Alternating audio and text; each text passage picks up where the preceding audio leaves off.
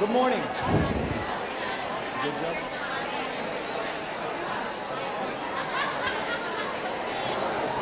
Good morning.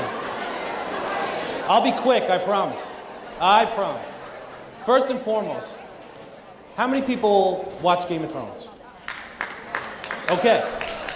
So, when you watch Game of Thrones,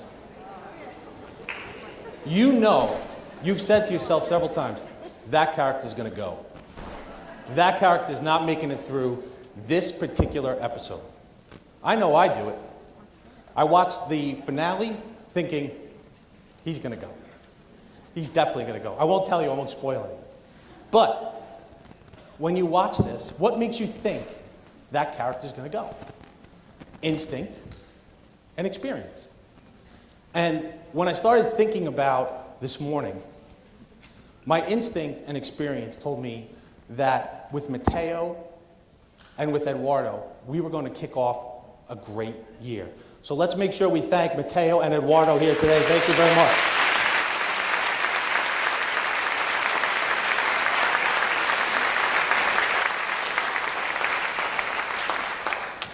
Eduardo alluded to our partnership with Mindset Works. And we're really excited here at Mineola to work with them. They provided us with Eduardo here today, but they've also provided us with digital and print resources to help us further our understanding of growth mindset. So in a partnership, there's two sides to everything. What are we providing them? Well, we're providing them some of the things that we're good at. Over the course of the last few years, you've seen many of our content videos that we have on our YouTube channel. And this year, we're working with Mindset Works to produce videos to help teach teachers and students growth mindset concepts through videos. So that's what we're doing.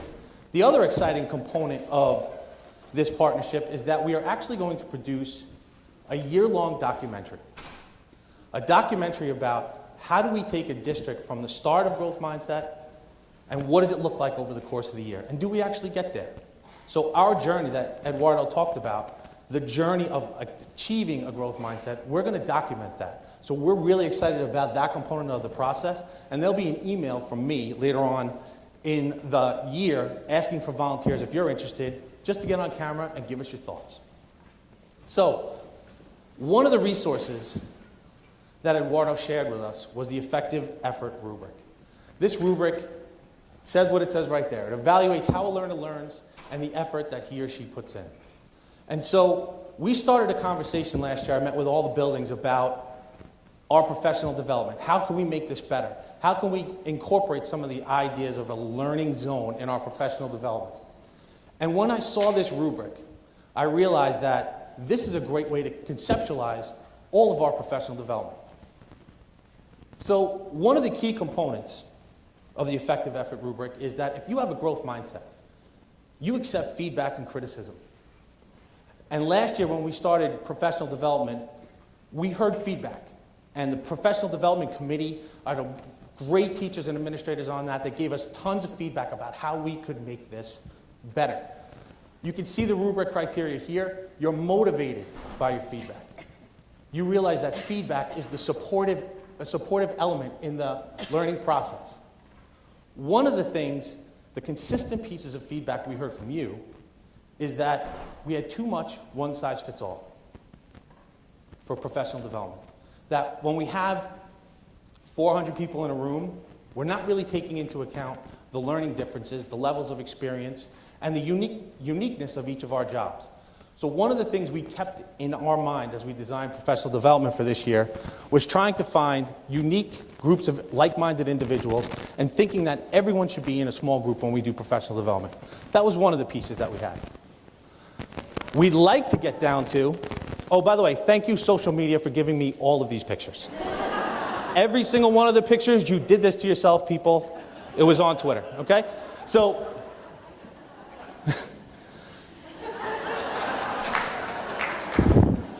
now, one of the things we realized, let me go back 1 second, because that's, Lizzie Spinacki. But one of the things we realized is that each teacher is a unique individual with different levels of experience, different levels of background. And we want to take that into account when we design our Mineola's Learning Zone this year. So one of the things that also dawned on us, probably a little late, is that what's good for your learning is also good for our students' learning. And that's why we see Peter here, Peter Carlson up here with his great beard. You can give it, yeah, no, that's right. Little Duck Dynasty reminder, thank you, Peter, with his students. So we looked at your feedback. Your feedback said the following things. It said, we want less one size fits all. We want things to be relevant. We want more autonomy and choice about the things we learn and the way we learn them. We want extended time on topics so we can learn things for more than 45 minutes at a time. And we want the opportunity. This came from you, this came from the committee, and it came from the professional development survey. We want the opportunity for teachers to visit from each other and learn from colleagues. So we took your feedback, and then we looked at what the research said. And we were so happy to see so many different parallels. The research says, when you have autonomy, you feel professionally empowered. When you have the conversations that you have between colleagues are the richest source of learning in our profession. Simply put, you learn more from your colleagues than anyone else. Last, and this is the most important, what happens when you have those conditions? Your practice improves, and that's good for kids. So not only are those ideas good for teachers, they're great for kids. And so we want to have that condition set for you this year in professional development so that you can set those conditions for the kids in your classroom. Another component of the effective effort rubric is taking on challenges. And so when you gave us all of this feedback, it put for us a logistical challenge. How are we going to give you choice? How are we going to give you autonomy? How are we going to give you the opportunities and conditions that you've told us you need to learn better? Well, we changed the time, and all of you know this from last year that we sent the email out last year, that we're changing the time logistically so that we can offer up to 6 workshops in any building at any one time. So we're offering all of you choice in your PD this year. Those are the times. I'll send that out again if you need it.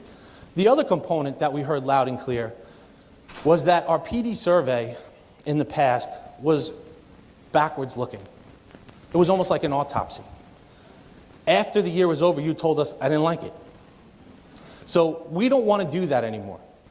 We want to make sure that after every PD session and cycle, we give you the opportunity to get feedback so that we grow during the year as well. We want to make sure that we hear your voice throughout the year so that we can keep that conversation going about how continually to get better. So at the end of all of our sessions this year, all of our cycles, we'll give you the opportunity as an exit ticket to tell us what you think. Do you want to learn more about it? What could we do differently to make this better for you? Another component that we have is practicing and applying strategies. Eduardo spoke to it brilliantly. You need time for deliberate practice. So how are we going to do that in PD this year? This is our schedule for our professional learning zone. The principals, all of the building principals get 5 professional developments during the course of the year. That's for our building leaders to talk about things that are unique to their building, to the initiatives they put in place, and sometimes it might be just to go over some things that need to be gone over. Whoops. Cycle 1 is going to be an opportunity for all of us to have an in-depth exploration of growth mindset. Now, initially, I wanted to start out with giving everyone the choice right from the beginning. The PD committee, the PDP committee came together and said, growth mindset is something that's going to work for all of us. Can we expose everyone to it? So, in our first PD cycle, which consists of the first workshops of the year, 4 workshops during the course of the year, we're going to talk about growth mindset. Those sessions have been planned. They're excellent. Eduardo's already talked to us about how we can make them better, and we can't wait to get them to you. In cycles 2, 3, and 4, all of our cycles, again, have 4 workshops. In cycles 2, 3, and 4, we're going to offer you a menu of choices at your buildings. You'll use My Learning Plan to sign up, and you'll have the opportunity to choose your own learning path in cycles 2, 3, and 4. The last cycle is for us to come together and talk about the work that we've done in growth mindset and to set the course for 18-19. So that last cycle will be all of us collectively wrapping up our year unpacking our understandings, and figuring out how do we chart the next path for next year. So that's the way we're going to schedule our Mineola's Learning Zone. Now, where do we get the choices from? Well, in each piece, this is how we're going to schedule each one of those cycles. First, 4 meetings in a cycle. The first 2 are interactive content delivery. What does that really mean? That means that we have a concept like growth mindset, or we have an understanding like advanced literacies that we want to show you some strategies. We'll give you some information. The key component for this is that it's interactive. We do not want people coming to PD that are passive vessels. We want people coming and helping us guide the conversation. Every person in here has a unique perspective and expertise that can contribute to it. So we want you involved. Workshop 3 is where where the work is going to get interesting. We're going to talk about the things we learned in the first 2 workshops, and then we're going to try to unpack them a little bit and say, how can I deliberately practice this in my classroom? When's a good time to do it? What's a good content to do it? How can I make this work in my classroom? And the reason we feel that you'll be invested in this is you chose to be there. You chose to be in this learning zone or this particular concept. How can I make this work? Our last component for the workshop will be, go try it, come back, and tell us how it went. I want to make sure you all understand this. When you practice, it's low stakes. That is a huge component. We're not expecting anyone to be an expert at something they learned for 2 sessions in 45 minutes. But we do want you to try. And the reason we want you to try is because you will learn more when you try, and we will learn what worked for you and what didn't. And we will all get better. Deliberate practice. The last workshop, we'll come together and we'll learn together what worked for you, what didn't work for you. We'll have those rich professional conversations that we need to have in order to grow as professionals. We want you invested in a collaborative process to improve. So many of you have told me the things that you enjoyed about some of the PD sessions and the things you didn't like. Just today, I was getting text messages. These are the things I liked. These are the things I didn't like. So I've already heard from you. No one is afraid to give feedback, and we are not afraid to take it. We want to get better as well. So where do our choices come from? Well, they come from you, and they come from the survey. So when we unpacked all of your feedback from the survey, there were 3 real themes that we saw. One was culture, one was craft, and one was data. Culture is exactly what it sounds like. So you'll find, under culture heading, you'll find workshops on habits of mind and growth mindset. In craft, you'll find things like advanced literacies, neuroscience of engagement, and tier 1 interventions. Data was also a piece that you yourselves have asked for. So what does that come out to? Workshops like feedback that feeds forward, so that our students get feedback that is more than a number, more than a letter, and that can help them improve. Designing choice assessments for students as well falls under this. How do we offer them different ways to demonstrate their understanding? How do we then use that data to understand how far they've grown? Another component in the effective effort rubric is asking questions. We want you to ask questions. We want you to help us guide the conversation. Your questions will make all of our learning better. So please, during professional development, ask questions. Please, if we need to clarify something for you, ask a question. Say, excuse me, can you do that again? Can you say that again? Another component is perseverance. Where's Nick? Nick Tanini taped up against the wall right here. We need to stick to topics. We need to have the dedication to making our craft better. We also want to take risks. Jackson Avenue took a risk. They all dressed as rock stars. And yes, of course, Gene Simmons is Bill DeGennaro. What does that mean, take risks? Well, we want you to try something outside of your comfort zone. Make a choice when you come for professional development that is not in your wheelhouse. Make a choice that says, you know what, I'm going to try to grow as a professional. We want you to invite feedback from a coach. We want you to invite feedback from a colleague. Again, low stakes. Low stakes. We're not saying you can invite an IL in and we're going to write you up. If you want feedback on how to get better, just say, can you come in, just watch me and give me some feedback. We want you to take these risks together. And finally, we have to remember that our students also take risks.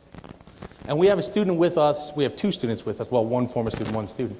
We have a student with us today, Richie Raddick, who was a sixth grader last year. And he took a risk. He learned about growth mindset in his classroom, and it was really powerful for him. And so he became kind of our growth mindset evangelist. He spoke at the board and did an unbelievable job speaking to the board. He scheduled a meeting with me. You can see one of my chins in the far left over here. Right there. The laser pointer is probably not showing it. He spoke to Mr. Casal, myself, and Ms. Trojanowski, and he said, can you schedule a meeting so I want to talk about how we take growth mindset past my classroom. I want to talk about how we take growth mindset into all the classrooms. I want to talk about a growth mindset club. He had 72 ideas. The meeting was probably 45 to 50 minutes long. And I said nothing. I just listened because he kept going. And so I want to share with you his passion.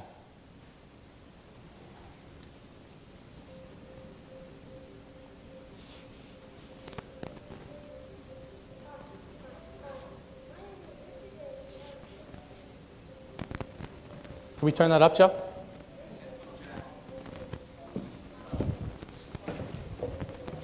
Ah, nuts. Where is the headphone jack, Mike? Oh, what do we do? Really? I'm the director of technology. I can't figure this out. Really? It's unbelievable. You know, every year I have a back-to-school nightmare. You know, when I was a teacher, I was like, I'm not prepared.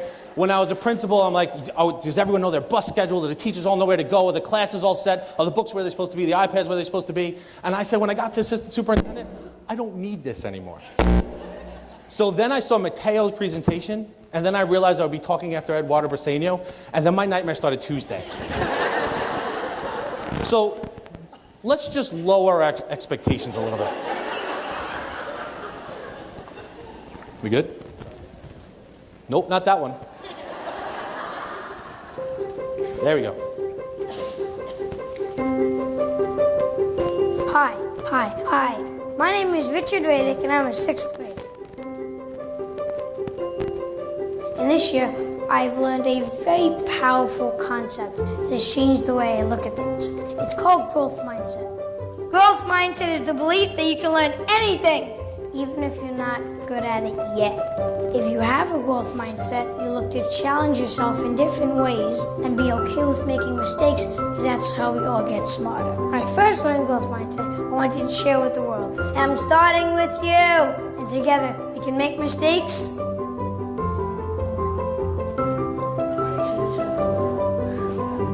We can make mistakes, grow neurons, and embrace the power of yet. Growth mindset, Manila. Let's do this. Richie!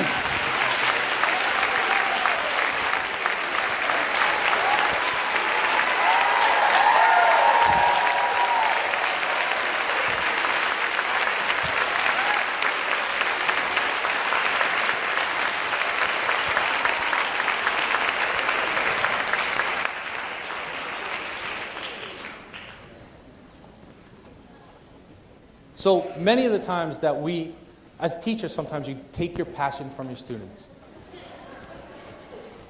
And you could see,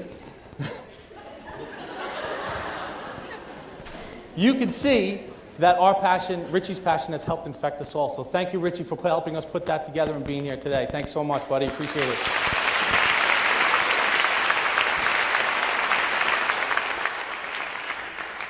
I'm so excited to show you what's next. Mistakes are a key component in growth mindset. And some mistakes, while they may seem like they can blow up the world, are really only temporary obstacles.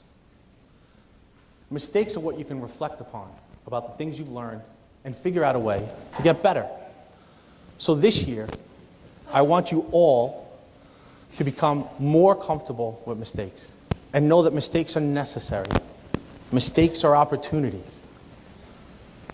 Mistakes are made by everyone. And mistakes can be fun. Now, how many of you have seen movies where at the end they show you some of the bloopers or the outtakes about how that movie was created? Anyone ever seen those before? Okay, so those are some of my favorite things to see. No. Okay, not yet. Those are some of my favorite things to see. My favorite things to see are those outtakes, the messy process where people have fun to ultimately get into that performance zone and that finished product. So many of you know that we've been making content videos here for the past 3 years. All of the videos that we put up on YouTube are the performance zone. Those are the ones that are done, okay? But now, I have for the first time to share with you the outtakes, the bloopers, and the clips. So we put together something for you to watch and enjoy with the hope that you too can realize mistakes are okay.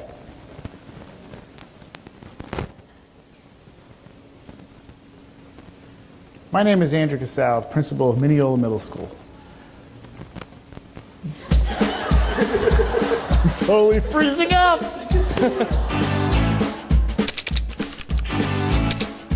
Rolling.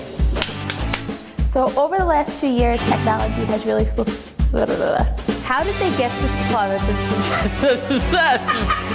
To prepare a well-rounded... This is a plus one, so we want to subtract this. Their instruction. No. No, sorry. Oh, no. I hate the camera.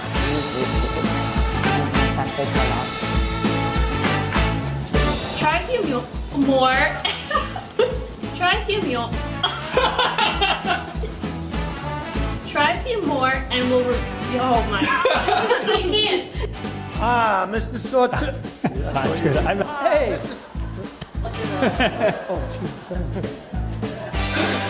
Sweating. Dual language program is a side-by-side model where I can't do it. That was great. I can't. The dual language. No. Let's do it one more time. Students will be able to synthesize. Oh, sorry. How much? Enjoy your preferred leisure. I can see. Bartholomew Diaz. I don't know. Like Bartholomew. Bartholomew. Yeah. Srigia? Students in Tunisia. Dude, I don't know what's happening. Srija. Srija? I'm just gonna call her Rachel Kadri. 535, 536. Wait. Who am I? What do I even do? I like to use proportions to find a discount. I like to. No! Why don't you see if you can tell what time this is?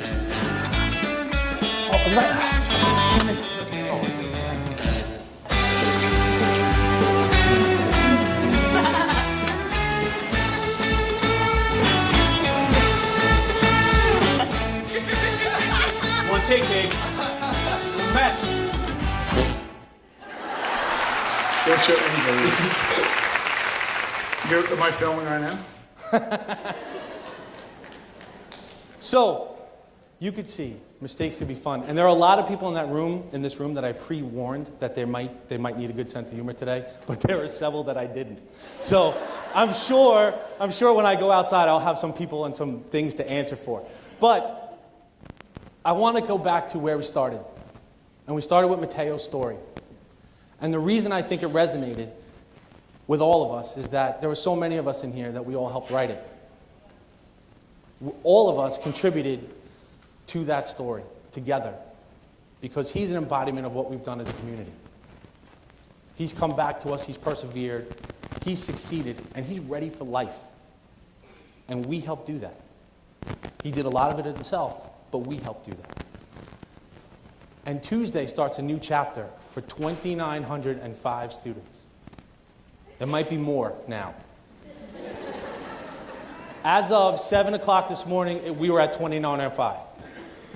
But in their new chapter this year, Eduardo left you with a couple of questions. I'm going to leave you with one as well. What are they going to write about you in that chapter? Mateo talked about all of the teachers he thanked, all of the teachers that made an impact, his coaches, his parents. We helped him write that story. So on Tuesday, 2,905 students start again. What are they going to say about you? Have a great year, everybody.